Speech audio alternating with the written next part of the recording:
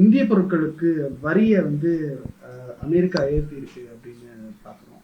இதனால பாதிப்பு இந்தியாவுடைய ப்ராடக்ட்ஸ்க்கு இருக்கா? என்ன மாதிரியான நல்ல விஷயங்கள் இருக்கு, எது மாதிரியான பாதிப்பு இருக்கு? இந்தியா யூஎஸோட இந்த உறவு வந்து எக்ஸ்போர்ட்ஸ்னு சொன்னீங்கன்னா கிட்டத்தட்ட நாம 81 பில்லியன் யூஎஸ் டாலர் வந்து இந்தியாவிலேருந்து யூஎஸ்க்கு எக்ஸ்போர்ட் ஆகுது. அதில் ஃபுட் ப்ராடக்ட்ஸும் உண்டு.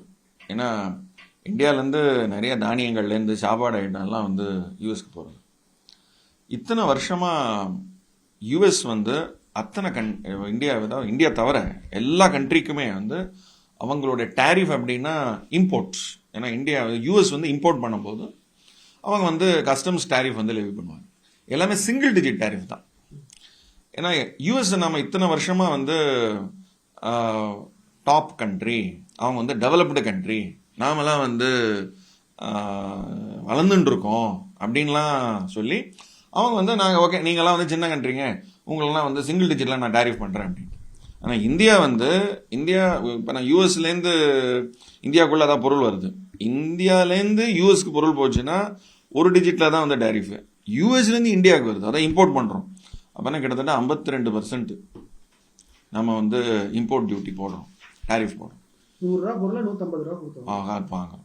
ஆனால் இப்போது நேத்திக்கு, அதாவது ஏப்ரல் 2ஆம் தேதியை வந்து புதுசாக ஒரு விடுதலைன்னு ஒரு படம் வந்தது இல்லையா, அந்த மாதிரி அது விடுதலை நாள் அப்படின்னு சொல்லி அவங்க வந்து லிபரேஷன் டே அப்படின்னு சொல்லி யூஎஸ் பிரசிடென்ட் வந்து அனௌன்ஸ் பண்ணிட்டு, இத்தனை நாளாக நாங்கள் வந்து எங்களுடைய டேரிஃப்லாம் வந்து எல்லாரும் பெனிஃபிட் அடைஞ்சிருக்கீங்க, இனிமேல் அப்படி பண்ண போகிறதில்ல, நாங்கள் ரெசிப்ரோக்கல் லெவி பண்ண போகிறோம்.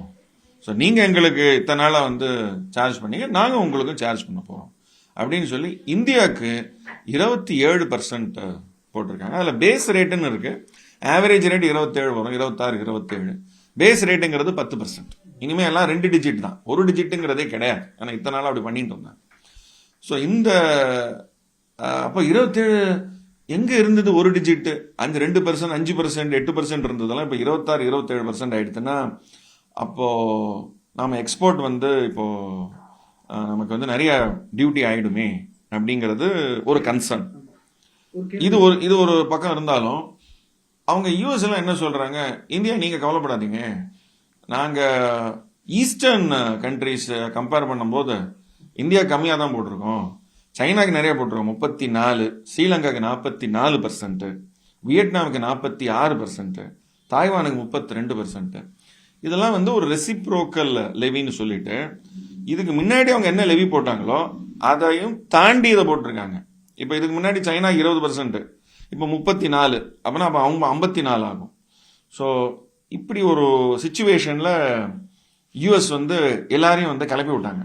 இப்போ இந்தியா வந்து கவர்மெண்ட் இருக்கணும் அப்படின்னா இல்லை, இருக்க முடியாது.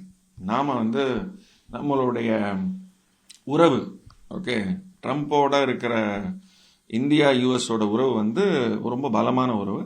இங்கேருந்து நிறைய பொருட்கள் வந்து நம்ம எக்ஸ்போர்ட் பண்ணிட்டு இருக்கோம். என்ன கார் போகிறது, ஏன்னா டாட்டா வந்து ஜாகுவார் கார்லாம் இங்கேருந்துலாம் போகிறது. டாட்டா ஐடி எக்ஸ்போர்ட்ஸ்லாம் பண்ணிட்டு இருக்கோம். ஃபுட் ஐட்டம்லாம் இங்கேருந்து தான் போகிறது. இன்னொரு 10 வருஷம் 20 வருஷம் கழிச்சு பார்த்தீங்கன்னா இந்தியா வில் பி த கிரானரினா இங்கேருந்து தான் வந்து சாப்பாடு எல்லா ஊருக்கும் இங்கேருந்து தான் போகும். ஸோ அதனால் இங்கேருந்து நிறைய எக்ஸ்போர்ட்ஸ்லாம் ஆக போகிறது. ஸோ அதனால் இந்தியா வந்து ஒரு சில கரெக்டிவ் மெக்கானிசம் கொண்டு வருவாங்க. ஸோ இந்தியா யூஎஸோட இந்த உறவு வந்து இன்னும் பலமாகும். அண்ட் அதுக்குண்டான அனௌன்ஸ்மெண்ட் வந்து இன்னும் வரப்போகிறது. ஸோ பொறுத்திருந்து தான் பார்க்கணும். இது அவங்களுக்கு இந்தியாவில் இனிமேல் வந்து யூஎஸ்ல வந்து அங்கே தான் போனால் வந்து சம்பாதிக்க முடியும், அங்கே தான் வந்து சம்பளம் நிறையா கொடுப்பாங்க அப்படிலாம் இனிமேல் கிடையாது. இங்கே ஆல்ரெடி ஸோ இந்த நம்பர்ஸ் எல்லாம் பார்த்தாலே வந்து நம்ம இளைஞர்களுக்கு தெரியணும். இதெல்லாம் பார்த்து வந்து அங்கே போய் தான் நான் இனிமேல் வந்து யூஎஸ் மாப்பிள்ள ஏதாவது நான் வந்து பொண்ணு கொடுப்பேன் அப்படின்லாம் சொல்கிறவங்களாம் கிடையாது. இந்திய மாப்பிள்ளைக்கு தான் இனிமேல் பொருள் இனிமேல் வந்து கொடுக்கணும். ஏன்னா அவங்க வந்து 27 தான் போட்டுறாங்க, நாம அவங்க பொருளுக்கு எவ்வளோ கொடுக்குறோம்? 52%. அப்போ நம்ம எங்கே இருக்கோம்னு இதில் நீங்கள் தெரிஞ்சுக்கணும்.